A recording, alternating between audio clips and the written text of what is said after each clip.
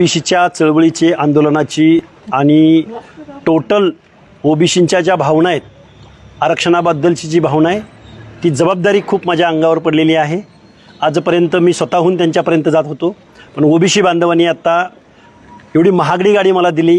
ही चळवळ कुठेही थांबली नाही पाहिजे. कुठल्याही गावात गाडीविना किंवा कुठल्याही अडचणीविना त्या ठिकाणी कुठलीही अडचण येऊ नये अशा भावना त्यांच्या त्या गाडी देण्यामागं आहेत.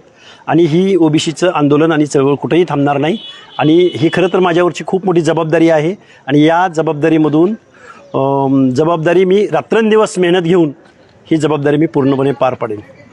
हे बघा, मनोज जरांगेंना इथली लोकशाही कळत नाही, इथलं मंत्रिमंडळातलं कुठलं धोरण कळत नाही. छगनरावजी भुजबळ लोकनियुक्त आहेत, त्यामुळं मुख्यमंत्र्यांनी घेतलेला निर्णय, मंत्रिमंडळानं घेतलेला निर्णय हा महाराष्ट्राच्या विधानसभेनं घेतलेला निर्णय आहे. त्यामुळं जरांगे हे लोकशाहीचा अनादर करतात, खालच्या भाषेमध्ये बोलतात, मुख्यमंत्र्यावर खालच्या पातळीवरती टीका करतात. हा खरं तर 12-13 करोड जनतेच्या मताचा अपमान आहे, असंही ते म्हणाले. हे बघा, मनोज जरांगेच्या डोक्यावर परिणाम झालेला आहे. ओबीसीचं आरक्षण टिकलं पाहिजे म्हणणं म्हणजे मराठ्यांच्या विरोधामध्ये आग ओकणं असं आहे का? ओबीसीचं जे सामाजिक मागासांचं आरक्षण आहे ते आरक्षण टिकलं पाहिजे, त्याला धक्का लागता कामा नये हे म्हणणं म्हणजे कसा काय जातीवाद असू शकतो? त्यामुळे मनोज जरांगे हा पागल माणूस आहे.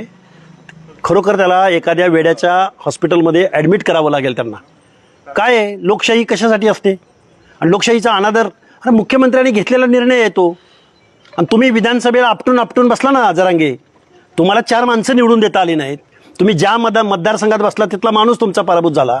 तुम्ही कशाला मुख्यमंत्र्यांना, लोकनियुक्त माणसाला लोकशाहीचा अनादर करताय जरांगे तुम्ही? बघा, कावळ्याच्या शापानं काही गायी मरत नाही, ही आमची महाराष्ट्रातली म्हण आहे. त्यामुळे जरांगे असं काहीतरी बरळत राहणार म्हणलं नाही का मी, डोक्यावर परिणाम झालाय त्याच्या. आता जरांगे पाटील हे मुंबईकडे कूच करणार आहेत, तर तुमची काय पवित्र? ज्या दिवशी जरांगे ओबीसी मधूनच आरक्षण पाहिजे अशी अडेल तट्टूपणाची भूमिका घेऊन जर मुंबईला जाऊन उपोषणाला बसणार असतील, त्याच दिवसापासून आम्ही नांदेडच्या माळेगाव खंडोबापासून आमचा ओबीसीच्या हक्क अधिकाराचा लॉंग मार्च मुंबईच्या दिशेने चालू राहील. आणि आम्ही प्रत्येक ठिकाणी जाऊ, तालुका प्लेसला जाऊ, गावावरती जाऊ, आमच्या ऊर्जास्थळावरती जाऊ, ओबीसी बांधवांना एकत्र करू, ओबीसी बांधवांना हक्क अधिकाराची जाणीव करून देऊ.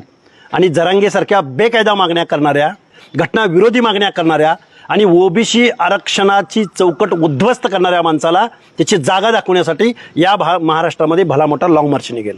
तुम्ही म्हणालात की आता महागड्या गाडीतून तुम्ही फिरलं तर तुमच्यावर टीका होईल, या संदर्भात तुम्ही काय सांगाल? हे बघा, रात्रंदिवस माझा प्रवास आहे. गेल्या अनेक दिवसापासून मी प्रवास करतोय. गाडी हे साधन आहे.